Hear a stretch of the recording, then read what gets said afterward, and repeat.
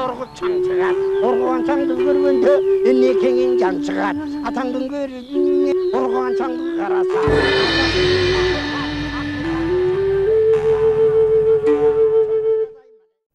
Assalamu alaikum урматтуу телекөрүүчүлөр. Кайрадан сиздердин назарыңыздарга башканы коюп Манастайт теле долбоорубуздун кезектеги чыгарылышын тартуулайбыз. Бүгүн биз студиябызга Улуттук илимдер академиясынын корреспондент мүчөсү, тарых илимдеринин доктору Өскөн Жусупбекович Осмонов агайды чакырганбыз. Куш келипсиз агай. Мына сиз менен көптөн бери баарлаша элекпиз. Мурдагы телеберүүлөрүбүздө ушул кыргыз тарыхы боюнча дагы бир нече жолу жолуктук элек. Эми мына Кудай буйруса ушул кыргыз тарыхынын видео лекцияларын биздин телегөрүүчүлөргө тартуулайлы деп турабыз. Ушунун алдында мен өзүмдүн атымдан жана жалпы Манас жаңырыгы телерадиосу компаниясынын көрүүчүлөрүнүн атынан сизди жакында эле президентибиздин колунан алган Манас ордениңиз кут болсун деп куттуктап кетким келет.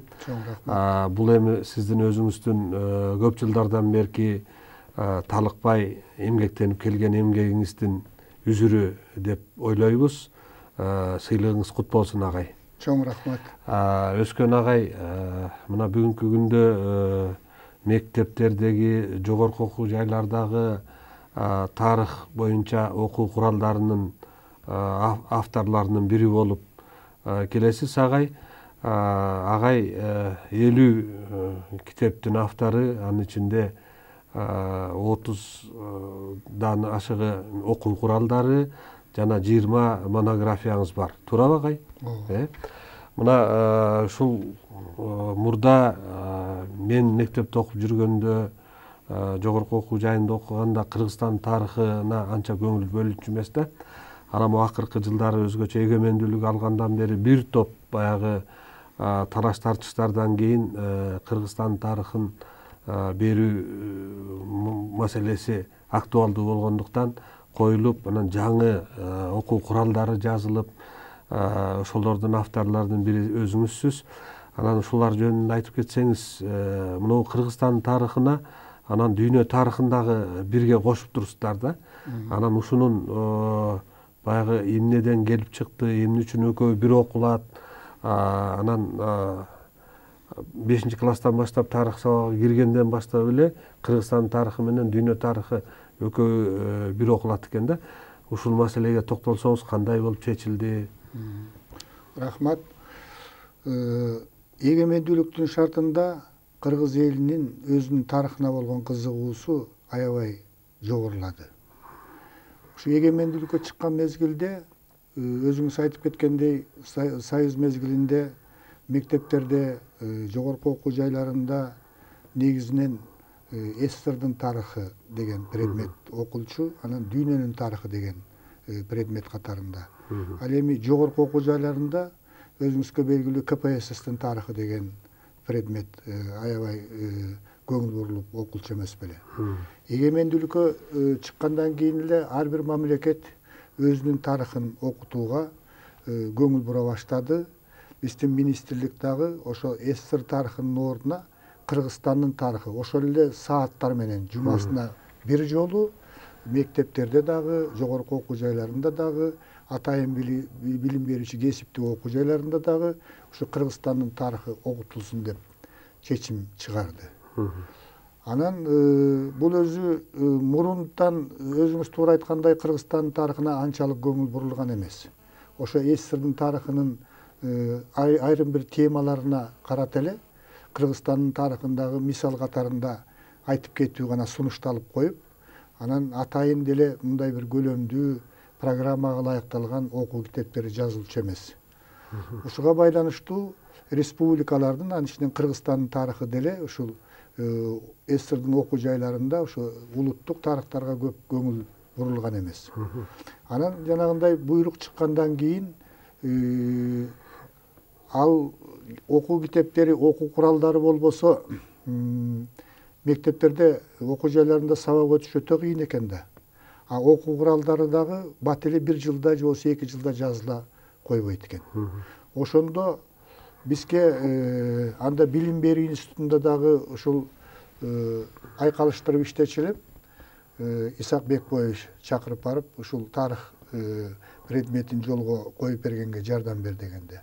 Ошондо бизге республикадагы мектептерден тынымсыз өтүнүчтөр келип турган. Программага кирди, саатка коюлду, расписанияга коюлуп атат Кыргызстандын тарыхы деген предмет. Бирок окуу китептери жок, эмне кылабыз деп.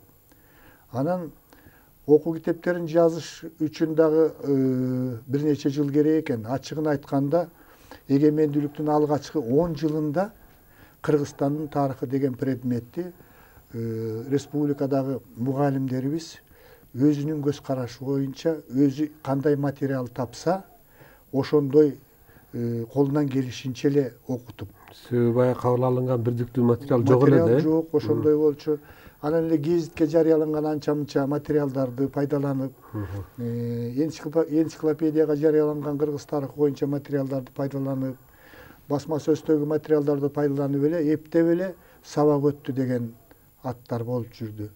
Анан ошол мезгилде ушундай да пикир болду.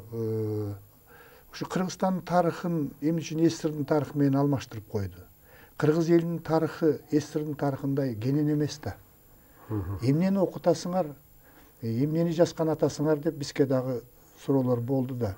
Кыргызстандын тарыхына жумасына 1 саат бербей эле ушул кыскартып эле, ошо дүйнө тарыхына кошуп эле, ошондой кылып эле жалпы окуу жылында 1 саат, 1-2 саат берип койсоңор эле болот дегендей. Болот да дегендей болуп калды. Анан ушул Кыргыздын окумуштуу тарыхчыларынан намыстанып бир чети. Анан биздин тарыхыбыз ошо түпкүрдө, анан ушул мамлекеттик бийлигибиз да тарыхка абдан көңүл буруп калды. Анан 2200 жанагы 2003 жылы Кыргыз мамлекеттүүлүгүнүн жанагы 2200 жылдыгы белгиленди. Ага чейин Манас эпосунун 1000 жылдыгы белгиленди. Ош шаарынын 3000 жылдыгы белгиленди. Мына ошондо Кыргыздын тарыхы түпкүргө кетери, эң байыркы доордон башталары белгилүү болуп калды дагы. Анан ошол окумуштуу педагогдор бир чети намыстанып, бир чети ушул аракет кылалы деп чечип, анан алгачкы окуу китептери жазыла баштаган. Бул өзү 2000 жылдары биринчи окуу китептери чыга баштады. 2001-2000 жылдары. Албетте жаңы ошол мезгилде чыккан окуу китептери кичине биринчи чыккан атканда кемчиликтери бир топ эле көп болуп атты. Анан баягы апробациядан өтүп аткан мезгилде республикада биздин тарыхчы педагогдорубуздун арасында мыкты адамдар бар да, билимдүү. Ошолор өзлөрүнүн пикирин айтып атты, мындай кылсаңар болмок экен, тигиндей кылсаңар болмок экен деп. Анан ар бир 5 жылда өзү мамлекеттик стандарт бардык предмет боюнча жаңыланып турат. Анан Кыргызстан тарыхы боюнча дагы, дүйнө тарыхы боюнча дагы бизде дагы өкмөт бекиткен мамлекеттик стандарт бар. Ошонун негизинде анан программалар түзүлүп, ошол мамлекеттик саясаттын чегинде гана жазылыш керек да. Балдарга эмнени окутуш керек, эмнени окутпаш керек, эмнеге көңүл буруш керек деген.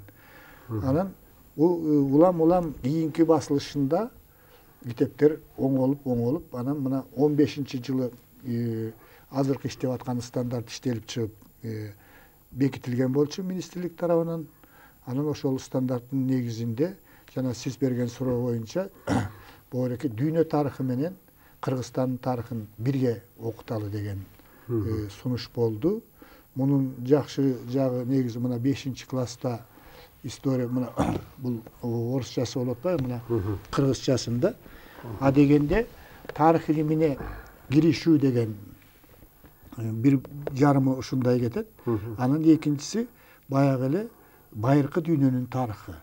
Алгачкы цивилизациялардын пайда болушу, боореки байыркы чыгыштагы цивилизация, эки дарыя Тигр Эфраттын ортосундагы цивилизациянын өнүгүшү, Египеттеги цивилизациянын пайда болуп өнүгүшү, байыркы Кытайдагы цивилизациянын пайда болуп өнүгүшү, Индиядагы цивилизациянын өнүгүшү. Анан буга биз өзгөчө балдар окуп атканда тиякта цивилизация болуптур, тиякта цивилизация болуптур, пайда болуп өнүгүптүр. Бизде эмне цивилизация болгон эмеспи деген суроо болбосун үчүн мына Борбордук Азиядагы, анын ичинде Кыргызстандагы көчмөн жана отурукташкан цивилизациянын пайда болуп өнүгүшү деген атайы бөлүмдү киргиздик. Ошондо муну окуп аткан балдар дүйнөлүк цивилизациянын очоктору кандайча пайда болгондугун, кандайча өнүккөндүгүн, анан ошону менен катар эле биздин ата-бабалар жашаган Кыргыз жеринде деле, Борбордук Азияда деле цивилизация очогу пайда болуп өнүккөн турбайбы деген жакшы түшүнүктөр берилген турбайбы? Болуп калат. Анан мына 6-класста мисалы Кыргызстандын жана дүйнөнүн тарыхы деп аталып атат. Мында биринчи кезекте мына Кыргызстандагы бул таш доорунан берки 9-кылымга чейинки тарыхы чагылдырылды дагы. Анан дүйнөнүн тарыхы дегенде мында түрк дүйнөсүнүн тарыхын бердик. Борбордук Азиядагы түрк дүйнөсүнүн тарыхы. Мындайча айтканда түрк цивилизациясы. Бул союз мезгилинде, албетте союздук мезгилде билим берүүнү биз эч бир мындай сын айткыбыз келбейт. Бирок ошол мезгилдеги идеологияга байланыштуу Борбордук Азиянын тарыхына мындай көңүл бурулган эмес. Көчмөн цивилизация деген түшүнүк да болгон эмес. Бул көчмөндөр даже жана Тойын бинин эмгегинде токтоп калган цивилизация, өнүкпөй калган цивилизация деп берилгенде, мына ошондой көз караш болгон. Чындыгында көчмөндөрдүн цивилизациясы керек болсо тиги отурукташкан элдердин цивилизациясына караганда бир топ артыкчылыктары бар экендиги турмуш изилдөөлөр көрсөтүп атпайбы? Мына ошого көңүл буруп атабыз. Богуреки түрк дүйнөсүнүн цивилизациясын окутууга дагы ушул түрк тилинде сүйлөгөн мамлекеттин жетекчилери өзгөчө көңүл буруп атат. 5 чоң мамлекеттин мурдакы СНГнын курамындагы ошонун президенттери атайы жыйын өткөрүп, атайы кол коюшкан болчу. Ошондо ушул өзүбүздүн түрк тилинде сүйлөгөн элдердин мамлекетинин тарыхын өзүнчө окуталы деп. Ошол 5 мамлекеттин ичинен Кыргызстандын окумуштуулары биринчи болуп ушул Борбордук Азиянын тарыхын өзүнүн Кыргызстандын тарыхы менен байланыштырып жазгандыгыбызды бөлөк мына 4 мамлекет мойнуна алышты. Силер мына алдыга кеттиңер, биз дагы силердин артыңардан окуу жайларыбызда ушу түрк дүйнөсүнүн тарыхын окутууга киришебиз деп. Эми бул 9-кылымга чейин гана жазылды. Анын бул 7-класста, 8-класста, 9-класста дагы эле ушундай темп менен ушул Кыргызстандын жана дүйнөнүн тарыхы деп окутулуп кете берет. Тыгыз байланышта, анткени түбүбүз бир экен да, бул Борбордук Азияда жашаган элдердин баарынын түбү бир болгондуктан ошол эрекини окутушубуз керек. Анан айта кете турган нерсе, биз өзүбүз 70-жылдары тарых факультетин бүттүк да. Ошондо Борбордук Азиянын тарыхын биз окуган эмеспиз. Байыркы Совут, байыркы Хорезм, байыркы Бактрия мамлекеттеринде ушу гүлдөгөн цивилизация болгон экен. Мына азыр биз өзүбүз жазып атып, өзүбүз таң калып кызыгуу менен окуп атабыз да, көрсө алдыга кеткен Европа, артта калган Азия деген концепция менен тарых окутулуп келген экен да буга чейин. Керек болсо цивилизациянын негизги очоктору ушул Азияда пайда болуп, керек болсо Борбордук Азияда пайда болуп, анан дүйнөгө, анын ичинен Европага тараган экен. Агай, мына Кытай баягы жазма булактарында өзгөчө мына Тан империясынын убагында көптөгөн баягы маалыматтар ошол кагазга түшүрүлүп, теринин бетине, далынын бетине түшүрүлүп калган маалыматтар топтолгон экен да Кытайдын корунда. Анан ошол жакта кыргыз маданияты жөнүндө, кыргыздар жөнүндө жазган Дуфу деген бир акыны, Кытайдын акыны. Бул 730-750 жылдар аралыгында жазган бир ырында тибеттиктер жөнүндө жазып, анан Тибеттен да нары кыргыздар зымырат таштан курган кырып жасаган кеселерди алып келчү эле деген саптар бар да. Ошондон эле ыр саптарынан эле ошол бир мезгилдерде кыргыздын ушундай баягы кол өнөрчүлүк маданияты болгондугу айтылат да. Анан мындан тышкары дагы мына Аржаан көрүстөндөрүн казуу учурунда орустун окумуштуулары 2 жолу казуу жүргүздү да, Аржаан 1, анан Аржаан 2 деп. Анан булар тетиги мындан бир 10 000 жыл, 15 000 жыл мурдагы баягы көрүстөндөрдү казуу учурунда табылган буюмдарды, анан ошол адамдын сөөгүнүн ДНКсын чыгарганда R1 A1, R1 A1, то есть кыргыздын ДНКсы болуп атат да. Анан ошондогу буюмдар жанагы 20 килограммга жакын алтын табылыптыр, бирок ал мындай куйма алтын эмес да, буюмдар. Анан кошачий стиль деп атат. Кошачий стиль дегениңизде жанагы бир биттей болгон алтындан куюлган жолборстун тулкулары, анан ошолордон көзөп туруп анан өткөзүп баягы кийимди кооздогон нерсени айтып атат да. Бул жагынан алганда дагы ошол байыркы мезгилдерде эле биздин кыргыз бабаларыбыздын ушундай маданияты, ушундай тиги кол өнөрчүлүгү болгондугу айтылат да. Анан Манас эпосун окуганда дагы Каныкей энебиздин жанагы Кошой бабага берген кандагайын эле тиккенин, ошону ыйлегенин окуп отурсаңыз, бул жогорку маданияты бар элдер гана мындай чеберчиликтеги буюмдар жасай алат деген нерсе баягы түшүнөт экен да. Анан ушул жактарын алганда ушундай маалыматтар кирдиби китептериңиздерге, ошону айтса кетсеңиз. Мына бул боюнча мына биздин официалдуу жана мен жогоруда айткандай Кыргыздын мамлекеттүүлүгүнүн болгонуна эле ошол Кытай булактарында буга чейин 2200 жыл болду деп ошого абдан каниет алып, абдан кубанып, эл аралык алкакта бул идеяны тиги улутту тиги Бириккен Улуттар Уюмунун атайы 57 резолюциясында чечим кабыл алып, абдан кубанып калганбыз да. Анан мына жакында эле Ютай Шандын, азыркы Кытайдын окумуштуусу, тарыхчы белгилүү, ошонун изилдөөлөрүндө кыргыздардын мамлекеттүүлүгү биздин эрага чейинки 11-8 кылымдарда болгондугу жөнүндө, ушу Кытайдын жанагы сиз айткан тарыхый булактарында жазылып калгандыгы жөнүндө маалымат коомчулукка жарыяланды. Ал тургай биздин президентибиз Кытайга барганда, Кытайдын бир эле окумуштуусу эмес, окумуштуулардын бир тобу, ушулардын баардыгы тең ошону бир жакшы табирик катарында биздин президентибизге ошол байыркы доордогу Кытайдын кол жазмасын тапшырбады. Аны менен биз таанышып чыктык котормочулардын жардамы менен. Анда чындыгында эле ушул Болбордук Азияда Буктурма деген суу бар, ушул Енисейге куйган куйма, азыркы Казакстандын Батыш Сибирде. Ошонун аймагында кыргыздардын мамлекеттүүлүгү болгондугу жөнүндө маалымат жазылган экен. Мындай алганда эле биздин мамлекеттүүлүгүбүздүн эле тарыхы дагы ошол жазма булактарда 7-8 кылымды көздөй ары жылып кетип атат. Бөлөк коңшу элдер мындай материалды тапса, эмгиче ушундай болуп калса, тим эле дүйнөлүк алкакта дүңгүрөтүп жар салышмакта. Анан биздин окумуштуулар баягы эмете бербейбиз да, бул ар бир тарыхый материалга мындай этияттык менен мамиле кылуу биздин окумуштууларга мүнөздүү нерсе да. Анан терең изилдеп, ошого көзүбүз жетип, анан жанагындай айткандай археологиялык табылгалар менен, этнографиялык табылгалар менен, жанагындай оозеки фольклордун немесиндеги ушунун баарын айкалыштырып, анан муну ушул илимий чындыкка алып келебиз. Анан биз мына жаңы чыккан окуу китептерине, мынакей жогорку окуу жайларына, ошол жанагы жаңы маалымат катарында киргиздик муну. Кыргыз мамлекеттүүлүгү жанагы эме менен барабар, Грециянын тарыхы менен, Римдин тарыхы менен доорлош. Ошол мамлекеттер жашап турганда биздин Борбордук Азияда кыргыздар дагы өзүнүн мамлекетин түзүүгө жетишкен деп.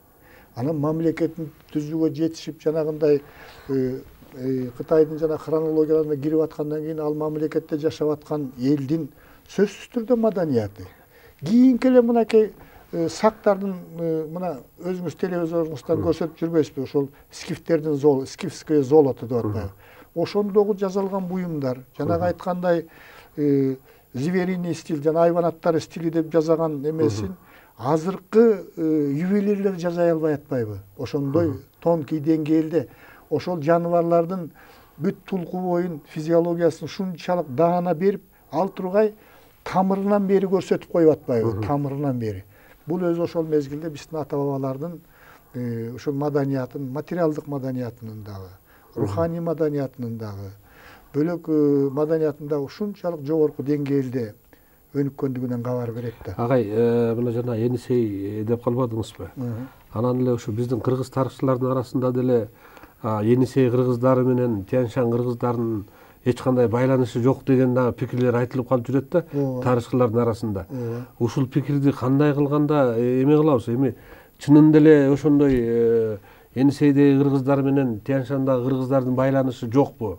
Же бул бир эле элби? Ушуга да токтоло кетсеңиз. Биз мына өзүбүздүн окуу китептерибизде бул Енисейлик кыргыздар менен Тянь-Шандык кыргыздар бир гана эл деген концепцияны толук бойдон кабыл алып балдарга ошол боюнча берип келатабыз.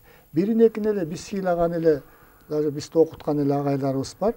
Ошол Енисейлик кыргыздар менен Тянь-Шандык кыргыздар эки бөлөк эл болгон. Енисей менен байланыштырбай эле койгула, байланыштырсаңар берирээги Алтай менен эле байланыштыргыла деген агайларыбыз бар. Бирок бул мамлекеттик программага кирген эмес. Окуу программаларына алардын ойлору кирген эмес. Бул частный эле көз караш турбайбы? Жеке көз караш, мамлекеттик бекитилген госстандарт боюнча, мамлекеттик стандарт боюнча, министрлик бекиткен окуу программалары боюнча, министрлик бекитип чыгарып аткан бул окуу китептеринде андай көз караш жок. Жок, Енисейден бери мына Тянь-Шанга чейинки кыргызстардын байланышы тетиги эме коло доорунан баштап атпайбызбы? Тиги Андронов маданиятынан баштап атабыз. Андронов маданиятынан биздин эрага чейинки 3-4 миң жылдыктан баштап эле мына 18-жылдын башына чейин 1700-жылдын башында Россия империясы басып албадыбы Енисейди. Ошого чейин Тянь-Шандык кыргыздар менен Енисейлик кыргыздардын ортосундагы байланыш таптакыр үзүлгөн эмес. Ушул зор мейкиндикте кыргыздар жана көчмөн эл болгондуктан көчүп конуп журт которуп ушул мейкиндикти ээлеп келген эл. Бир мезгилде Борбордук Азиядагы ушул элдердин баардыгы тең өздөрүн кыргызбыз деп атаганга аракет кылган. Анткени бул сыймыктуу, ушунчалык даңазалуу маданияты да өнүккөн, мамлекетти башкаруу маданияты да ушунчалык гүлдөп өнүккөн, маданияттын түрлөрүнүн баары өнүккөн, өзүнчө бир жакшы касиеттери бар эл катарында үлгү болгон бөлөк элдерге. Ошондуктан бөлөк элдердин баары тең өздөрүн кыргызбыз деп атаганга сыймыктанып келген да. Бүгүнкү күндө агай могу баягы эскимостор, тетиги түндүктөгү элдердин арасында да өз далганбыз дейт экен. Бирок бир айылдын фамилиясы Кыргызовдор экен да, Киргизовдор. Ушундай бар экен. Өзүн баягы далганбыз дегендер да. Анан ошол жактагы иштеп эмгектенип жүргөн баягы биздин мигрант болуп жүргөн мекендештерибиз бар да, алар айтып атат да. Силер далган эмессиңер, силер калгансыңар, калып калгансыңар ошон үчүн деп да, бул баягы мындай айтылган сөз болгону менен эмне себептен алардын фамилиялары Кыргызов болуп калган деген бизди деле кыргыз баласын дүйшөлтпөй койбойт да. Анан бир мезгилде жанагы эгемендүүлүк алгандын бир 92-жылы болуш керек эле, бир Кадыркулов деген жигит өзү айыл чарба тармагында иштеген, Германияга баягы опыт алмашуу менен барып, анан ошол жерден Качкынбай Кадыркулов деген жигит анан бир университеттин профессоруна жолугуп, ал өзү кыргыздын тарыхын изилдеген адам экен. Анан ошол киши карта берген экен да, Кыргыздын рейх деген. Шолборгдун картасы деп бүгүн интернетте бардык жерде айтылып атпайбы? Анан чынын алганда ал картаны эми кыргыз түзсө, өзүңөр түзө бересиңер деп айтат эле. Анан Германиядагы бир окумуштуу ушуну эметкени, анан бул Кытайдан Ваң Жие деген бир профессор аял 2 жыл мурда келип кеткен. Ал өзү дагы ошо Коххот деген шаарда университеттин, Пекиндин жанында бир университеттин профессору экен. Анан ошол адам дагы айтып атпайбы? Кыргыздын тарыхы өтө тереңде. Анан силер эмеден бери эле Лилиңдин урпактарыбыз деп туура эмес айтасыңар. Лилиңге чейин эле 1000 жыл мурда кыргыз турса, анан кантип Лилиңдин урпагы болосуңар? Бул бир кезде Кытайдын императору менен Кыргыздын каганы жолукканда саясат үчүн эле баягы айтылган сөз болсо биз тууган элбиз деп койсо ошону эле мындай эме катары кабыл алып алгансыңар деген сөздөрдү айтты да. Чынында мен ошол сөздөрдү уккандан кийин өтө ошол аялга ыраазы болдум да. Биздин элибизде кыргыз эли те байыркы эл экендигин баягы айтып атат да. Анан ошол айым дагы айтты эле, көп бир топ макалаларын берген, ошо кыргыздар жөнүндө жазган. Анан бүгүнкү күндө ал кишинин уже китеби Кытай мамлекети баягы каржылап 200 000 юан бөлгөн экен. Ошол изилдөөлөрүн китеп кылып чыгарып атат. Кудай буйруса ал деле жакында келип калар деп күтүп жүрөм да. Анан могу бир Кайырбек Коңурбаев деген бир аксакал киши бар, өзү Кочкордон. Анан ал киши дайым эле интернетке жаза берчи да, бир 20 жылдан бери эле Суяб шаары Кочкордо, Бала Сагын шаары Кочкордо деп эле жаза берет. Анан кандай киши болду экен деп анан бир күнү ал кишини атайын издеп барып, анан кийин эметсем, ай мынакей деп анан өзүнүн бир кичинекей времянкасын музей кылып коюптур. Ал өзү ошо огородунан эле качканда чыккан кирпичтерди, баягы карапан сыныктарын ошол музейге коюп койгон, эми тонналаган кирпичтер турат да. Анан тиги биздин академияга кайрылдым, тияка кайрылдым, бияка кайрылдым. Бирөө Ханака деп айтты, бирөө Сардоба деп айтты, ал шаар эмес деп айтышты деп жүргөн да.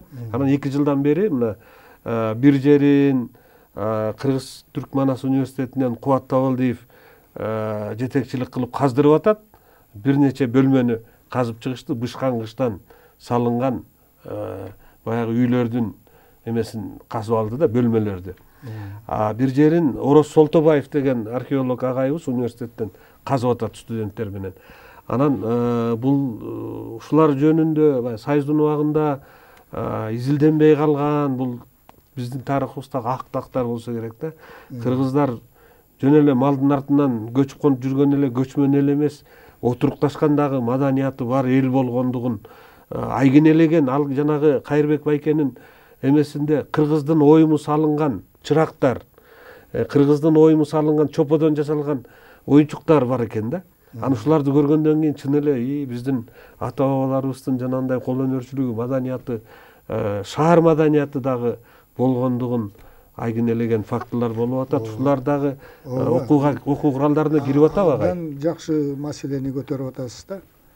Негизи ушул сиз көрсөтүүңүздө ушул аябай мыкты кыргыз тарыхына байланыштуу өтө курч ойлоно турган маселелерди көтөрүп келатасыз. Бул сиз айтып аткан маселе как раз боореки Кыргызстандын жана дүйнөнүн тарыхы деген 6-класста. Бул өзү байыркы мезгилден баштап биздин эрага чейинки ушу мамлекет курулгандан баштап, мындай айтканда сактардын доору деп коебуз да, 8-кылымдан баштап 3-кылымга чейин. Андан кийин анан 9-кылымга чейинки тарыхын изилдеп боореки китепке жаздык да.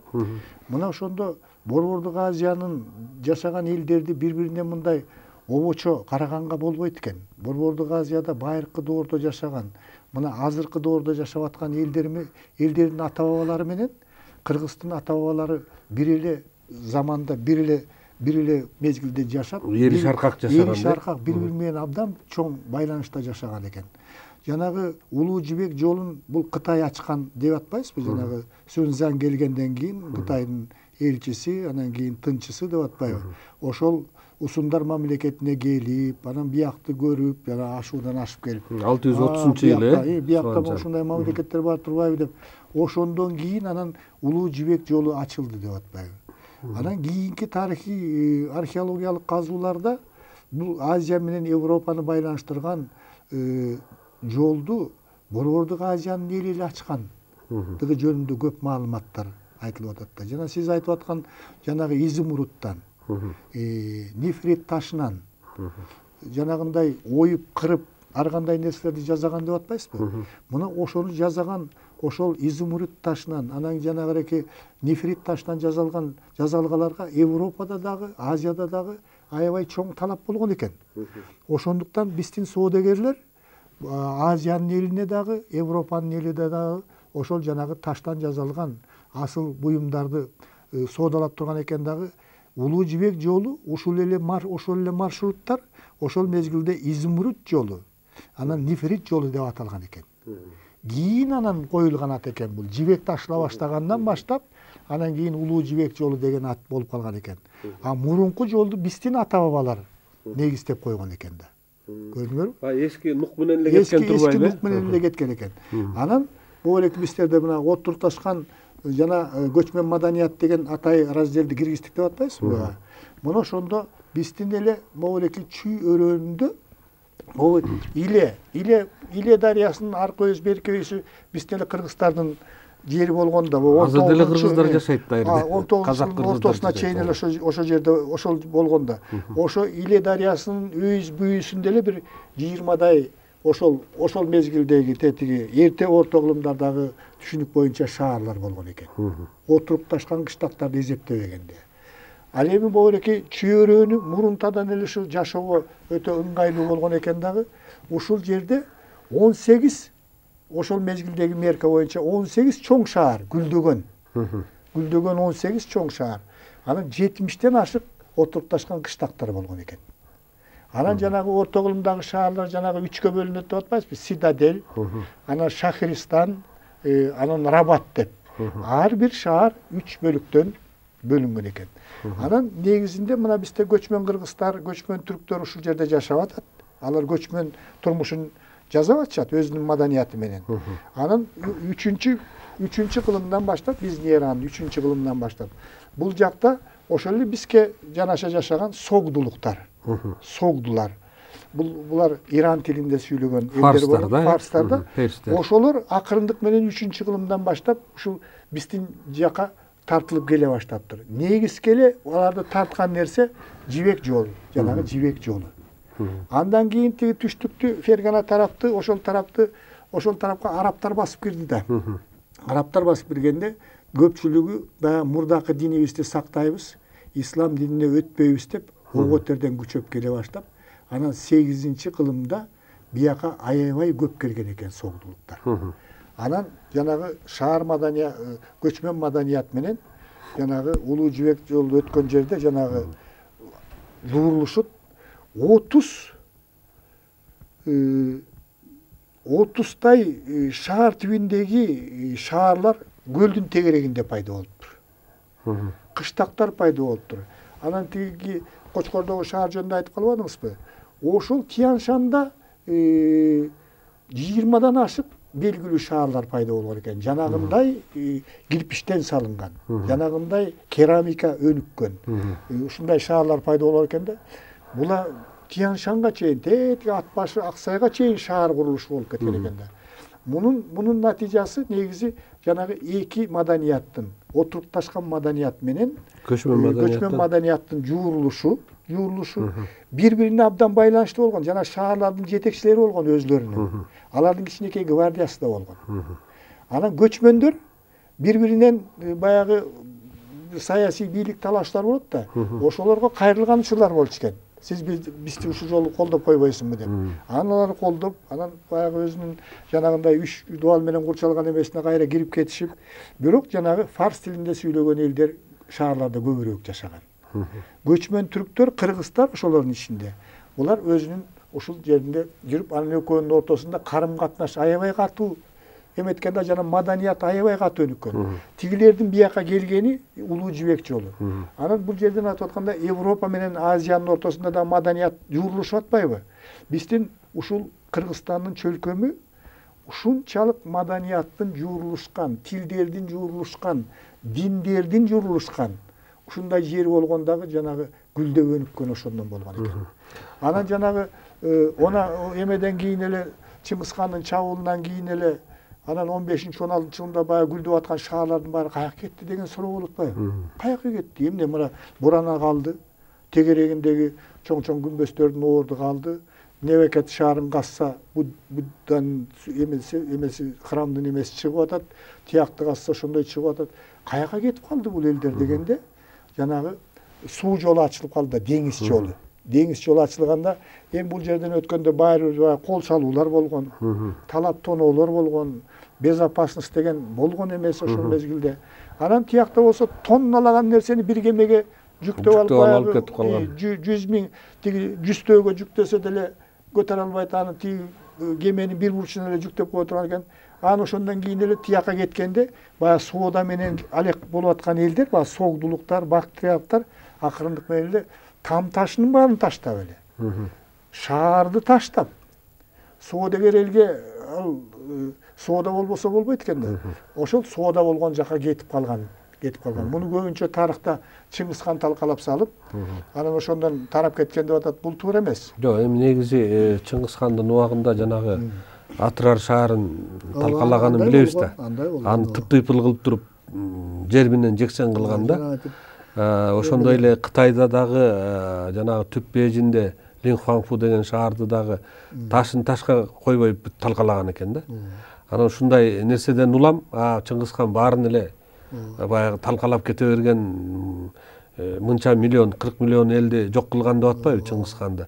А бирок акыркы кезде аны изилдеген баягы башка окумуштуулар, Джек Уезерфорд сыяктуулар Чыңгыз хан тескерисинче дүйнөгө маданият тап келген инсан катары да көрсөткөн учурлар бар да. Агай. Ыктыярды баш ийгендер шаарларды эч убакта мисалы бала сагынды эч талкалабайт. Агай, биздин мына баягы тарыхта белгилүү болгон баягы чоң согуштар болгон жерлердин бири катары ушу биздин Кыргызстанда өзгөчө 751-жылдагы Талас согушун айтып келишет да.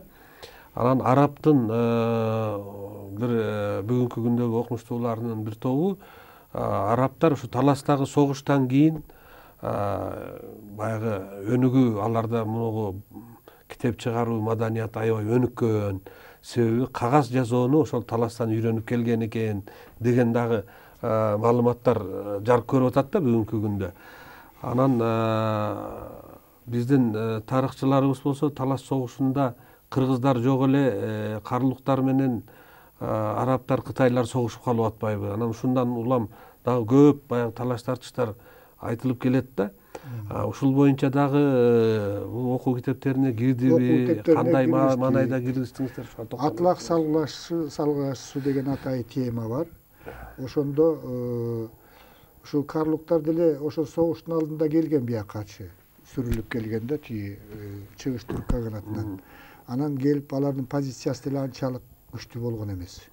Бул жердеги жер биздин жазганыбыз боюнча жергиликтүү эл, анын ичинен кыргыздар бул жерди ээлеп турган. Карлуктардын абалы анчалык деле күчтүү болгон эмес, бирок алардын мындай күчтүү армиясы болгон.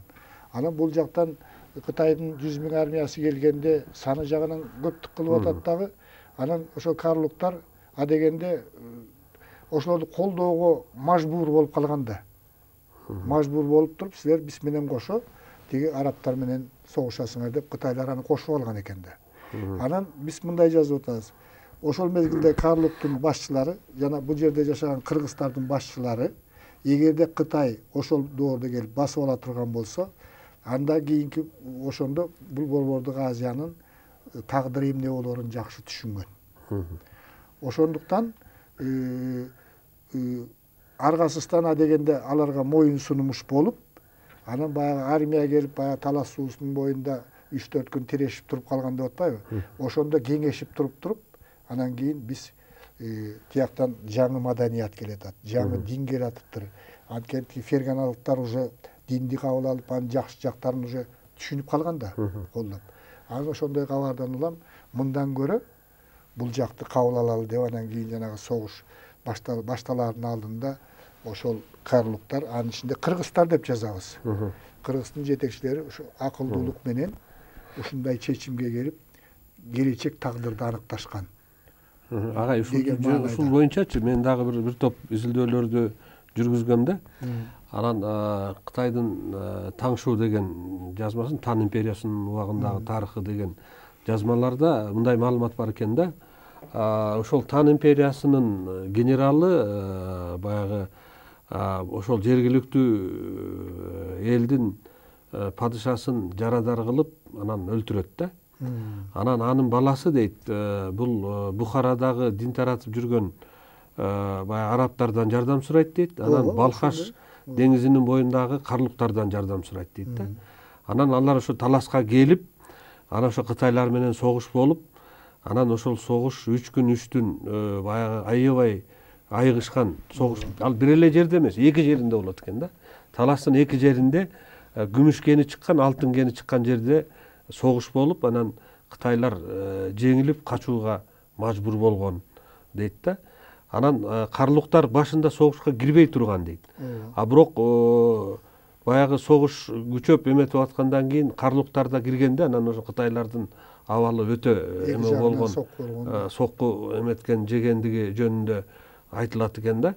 Анан бул жагынан алганда, бул биздин Манас эпосундагы эле баягы Семете Манас атабызды жарадар кылып өлтүрүп атат да, Кытайдын генералы туурабы. Анан ал эми тигил эме болсо Семетейди Бухарага таятасыныкына барып атпайбы качып.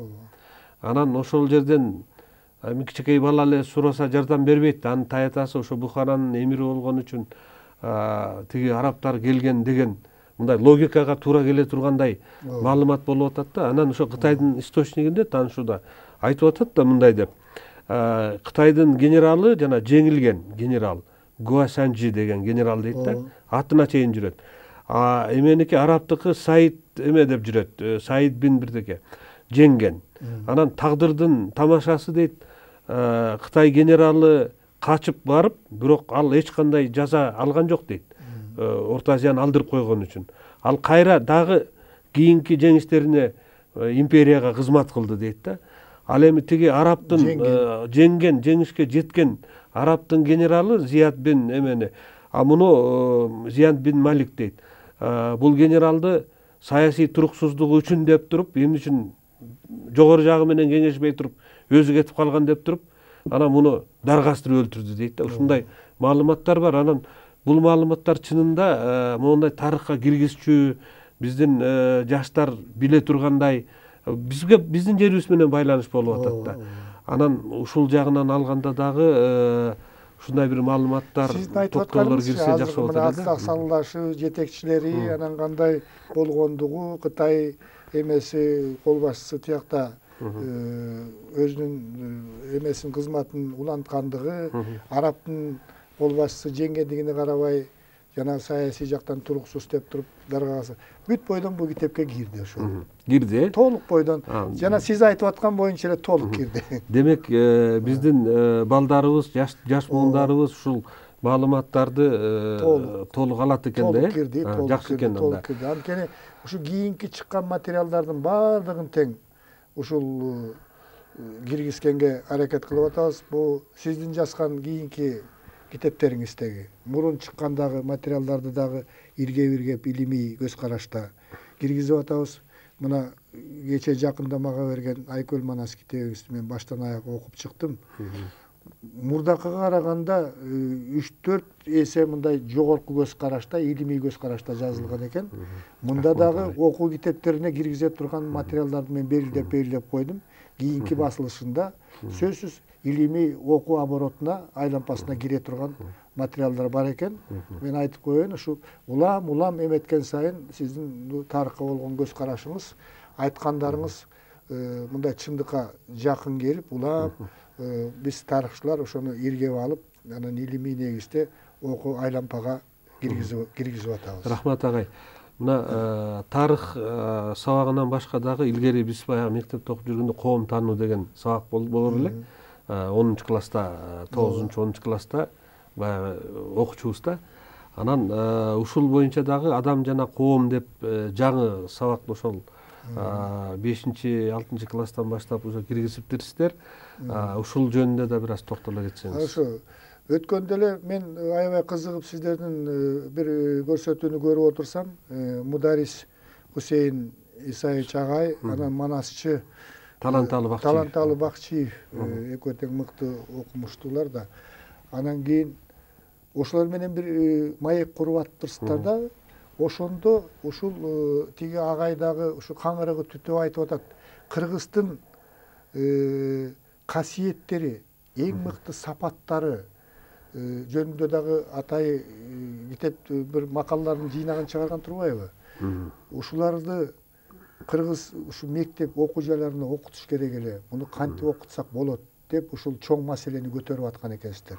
Көрсө бул мурун көтөрүлгөн маселе экен, тиги кайталанып атты. Мен ошону көрүп отуруп эле ойлоп калдым. Бул дагы ой ушу жетилип калган мезгил экен биздин коомчулукта. Анан өзүңүз айткандай коом таанууну мындай бир толук китеп 3 бөлүктөн турчу. Биринчиси философиянын негиздери, экинчиси политэкономия, ошонун негиздери, үчүнчүсү илимий социализм, коммунизмдин негиздери деп 3 бөлүктөн, ошо марксизмдин 3 составтуу бөлүгүнүн негиздерин марксисттик идеологиянын негизинде окутчу да ошол. Бул негизги идеология болчу. Анан мына биздин министрлик дагы ушул маселеге көңүл буруп, мына ушул кыргызды кыргыз кылып келген касиеттер кайсы? Азыркы кыргыздын муундары кандай билим алыш керек? Мына ушул багытта бир топ иштерди жүргүзүп, анан кийин ошонун натыйжасында ошо министрликтин өзүнүн ошо демилгеси менен көтөргөн маселеси менен ушул коом таануу сабагын адам жана коом деп атап, ушуну 5-класстан баштап окутуу жөнүндө чечим чыгарган. Атая дегенде концепциясы иштелип чыккан. Концепциясы. Эмнени окутуш керек? Кандай адамды тарбиялаш керек? Андан кийин мамлекеттик стандарт концепциянын негизинде мамлекеттик стандарт иштелип чыгып, ал өкмөттөн бекит. Анан өкмөт бекиткенден кийин ошонун негизинде министрлик, анан билим берүү академиясы ошо программасын иштеп чыгат. Анан программасын иштеп чыккандан кийин, анан ошонун негизинде окуу китептерин жазууга, анан окумуштууларга конкурс жарыялайт да. Анан биринчи жолу мына адам жана коом мына биздин 5-класстардан баштап окутула баштады. Мунун негизги эле максаты кыргыз адамы, кыргыздын атуулу, Кыргызстанда жашаган мына 80ден ашык улуттун өкүлдөрү жашайт деп атпайбы? Ошол кыргыз коомунда кандай жашаш керек? Жашоонун стандарттары, үлгүлөрү. Мына ошол экени адам деген мына төрөлдү. Мектепке чейин аны кандай тарбиялаш керек? Мектеп мезгилинде алар кандай багытта тарбиялаш керек? Андан ары адам коомунда кантип жашаш керек? Үй бүлөдө кантип жашаш керек? Достук мамилени кантип түзүш керек? Бөлөк улуттун өкүлдөрүнө кандай мамиле жасаш керек? Дегендин баарын жүрүш турушту окута турган илим болуп атат мына. Мына бөлүмдөрүн карап көргөндө деле мына адам, коом деп атпайбы? Мына бул бөлгөндө мына биринчи бөлүм деп атпайбы? Адам деп аталат. Бул адам деген эмне? Бул биологиялык жандык, анан социалдык жандык. Адам өзүн өзү кандайча таанып билет. Адамдын организмдеринин мүмкүнчүлүктөрү кандай деп адам жөнүндө окутулат да мында. Анан коом экинчи бөлүм. Үй бүлөнүн коомдогу ролу. Коомдогу тилдин ролу. Мектеп жана окуучу өз алдынча кандайча билим алыш керек. Окуучунун укуктук милдеттери. Анан кийин коомдогу адептик баалуулуктар жана сиздердин бери көрсөтүүдө атай айтып атпайсыңарбы? Ушул атай айтып адептик баалуулуктар деген эмне? Коомдук турмуштагы дин кандай орунда болуш керек? Мораль жана укук, анан мамлекет. Мамлекет жана анын формалары, ата мекенди коргоо деген эмне? Жарандардын тең укуктуулугу, айлана чөйрөнү коргоо актуалдуу маселе. Анан экономика, ушул жөнүндө балдардын жаш өзгөчөлүгүнө жараша кичинекейден жөнөкөйдөн окутуп отуруп, бул 5-класстан баштап 11-класска чейин. 11-класска чейин. Азыр ушу 5-жаңы стандарт боюнча 5-6 класстар үчүн гана баардык предметтер боюнча мектептеги жаңы окуу китептери чыгып атат. Жазылды. Жаңы жазылып чыгып атат. 7-8 7-8 эле экен. Азыр иштелип атат азыр. Бул жаңы көз караштагы жаңы баягы өркүндөтүлгөн окуу китептери мына 11-августта дейм, 11-февралда министрлик жаңы китептерди сапаттуу чыгаруунун, мына өзүңүз билесиз, айрым жаңы чыккан китептерибиз сынга кабылып калбадыбы? Ката болуп атат дегенде мындай ошонун министрибиз да кичине кызматынан мурдакыбыз кетип дегендей, билим берүү академиясынын жетекчиси дагы алмаштырылып, ката окуу китептеринен ката кетпеш керек да негизи. Окуу китептери эле эмес, диплом, аттестаттардан да ката кетип калгандан эме болду да. Анан азыр ошо жаңы жобосун талкууга чыгарды 11 февралда. Ошол боюнча мына окуу китептери 4 экспертизадан өтөт экен. Биринчи талап илимий экспертиза. Илимге так келиш керек. Илимге так болуш керек.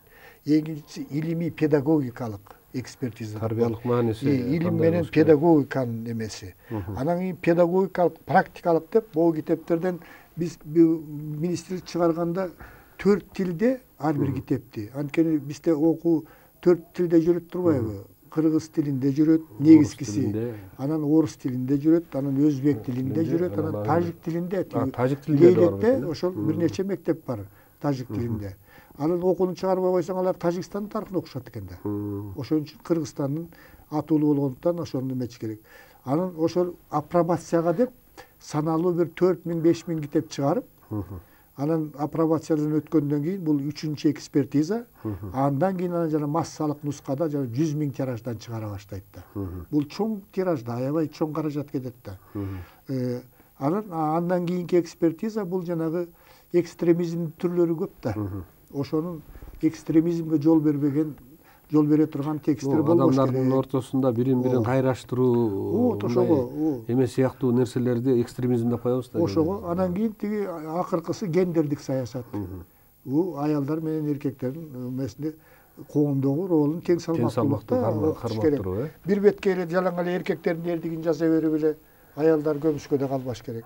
Коомдо экөөнүн ролу бири-биринкиден кем эмес. Ошону жазуу жөнүндө ушул 4 өзүнчө комиссия изилдейт.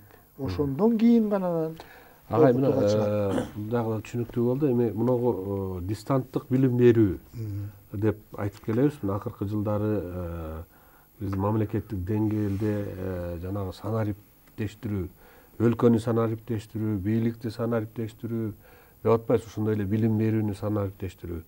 Ушул боюнча дагы токтоло кетсеңиз, бул жаатта кандай иштер жүргүзүлөт? Бул багытта мурун мамлекеттик деңгээлде эмес, ушул министрликтин демилгеси боюнча билим берүү тармагында ушул окутуунун жаңы интерактивдүү ыкмаларын киргизсек, анан кийин жана аралыктан окутуу дегенге дистанттык деп коет, ушуга көңүл бурсак деген бир идея башталган болчу.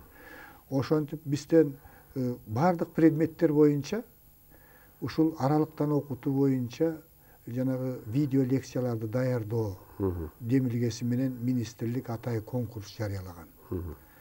Конкурс жарыялап, бир эле тарых эмес, 24 предмет окулат экен окуу орто мектептерде. Ошонун бардыгы боюнча ушу аралыктан окутуу үчүн видео лекциялардын курсун жастыруу жөнүндө маселе көтөрүлгөн. Ошондо тарыхчылардан бир 10 чактыбыз ошо министрликке чакырылганбыз. Анан чакырылып, анан Кыргыз Кувейт университетинде студиясы бар экен. Ошол жер менен макулдашып, анан ошол жерлерден бизден пробный лекцияларды, бирден лекция окуйсуңар деген да. Анан биздин көптөгөн окумуштууларыбыз бар, бөлөк предметтер боюнча дагы бардык. Анан бул өзүңүз мында телевидениеде көп жылдан бери иштеп жетекчи болуп жүрөсүз. Телевидениенин алдында сүйлөп бере албаган окумуштууларыбыз деле болот экен. Мындай сүрдөп кетеби? Анан ал жерде талап койгондо бу текстти көп карабагыла. Мындай өзүңөр могу тема боюнча ойду жакшылап айтып бергиле дегенде, жанагы көпчүлүгү пробный лекцияга кирбей эле кетип калышты. Жок, мен бул коркуп колуман деле келбейт бул чынында. 3-4 кирип алып эле улам эле 2 сүйлөмдөн кийин 3 сүйлөмдөн кийин эле жаңылышып эле кайра. Ошентип атып эле болбой калды. Анан Кудай жалгап анан мындай мен жаккансып алдым окшойт. Анан ошол жердеги Кыргыз Кувейт университетинде бир 10 лекция жастырдык. Андан кийин ал жерде дагы бая каражат жетишсиз болуп калды окшойт. Анан ал жердеги режиссер тартып аткан балдар тарап кетишти. Анан тиги байыркы доорду айтып эле токтоп калдык. Андан кийин Алипбе ТВ деген эме бир уюшулду дагы. Ал жерге барып дагы бир 10 лекция эметтик. Анын жетекчиси да бирдеме болуп бир камалып кетпеди. Иши токтоп калды. Андан кийин тиги санат билим, Роза Аманова жетектеген санат билим де барып, ал жерде дагы студиясы жакшы экен, балдары дагы жакшы иштеген балдар экен. Ал жерде да бир 15 лекция жаздырдык. Анан бул коллективдүү эмгек болуп калды. Анан мен мүмкүнчүлүктөн пайдаланып сизге өзүңүзгө, анан сиз иштеген балдарга бир рахмат айтайын дедим эле. Ушул лекциялардын курсун аягына чыгарып коелу деп, мурдакыларын редакциялап, оңдоп, кыскартуу жерлерин кыскартып, кошуу жерлерин кошуп, анан мындан ары дагы ушуну уланталы деп колго алып атканыңарга мен абдан чоң ыраазычылык агай, биз дагы ошол бизде иштеген балдар менен отуруп сүйлөштүк. Анан ошо сиздин лекцияларыңызды жана мурда тартылгандан баштап берип баштайбыз. Кудай буйруса, могу экинчи күндөн баштап берип баштайбыз. Анан үзбөй баягы берели деп чечтик да. Бул ушу тарыхка кызыккан, кыргыз тарыхына, Кыргызстандын тарыхына кызыккан биздин балдарыбыз болобу, замандаштарыбыз, мекендештерибизге баягы үзгүлтүккө учуратпай, сериал көргөндөй кылып туруп, баягы берели деп пландаштырдык. Кудай буйруса, ошол дүйшөмбүдөн жума күнгө чейин берилет. Анан суббота, ишемби, жекшемби күнү берилбейт. Кайра дүйшөмбүдөн жумага чейин 5 күн ошол берели деп пландап атабыз. Кудай буйруса, бул лекциялар биздин телекөрүүчүлөргө, жалпы эле кыргыз элине, могу сиздин китептер менен сабак окуп аткан окуучуларга дагы чоң жардам болот го деп ойлойм да. Бул жагынан алганда жанагы аралыктан сабак берүү, дистанттык сабак берүү президенттин жана санариптик программасына дагы жооп берет го деп ойлойм да. Албетте. Анан бул жагынан сизге дагы терең ыраазычылык билдиребиз. Баягы биздин канал менен кызматташып, ушуну элибизге жеткизели деген аракетиңизге ыраазычылык билдиребиз. Урматтуу телекөрүүчүлөр, бүгүн биздин студиябыздын коногу менен сиздерди дагы бир жолу тааныштыра кетейин. Улуттук илимдер академиясынын корреспондент мүчөсү, тарых илимдеринин доктору, Манас орденинин кавалери Өскөн Жусупбекович Осмонов агай болду. Агай, ишиңизде ийгилик болсун. Урматтуу телекөрүүчүлөр, ушуну менен бүгүнкү телеберүүбүз соңуна чыкты.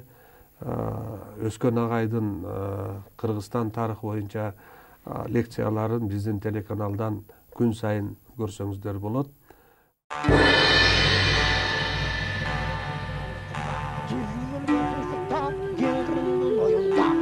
Deniz boyunda orgu çan çıkar. Orguan çandı görgünde enne kengin can çıkar. Atandın görgünde orguan çandı karasa.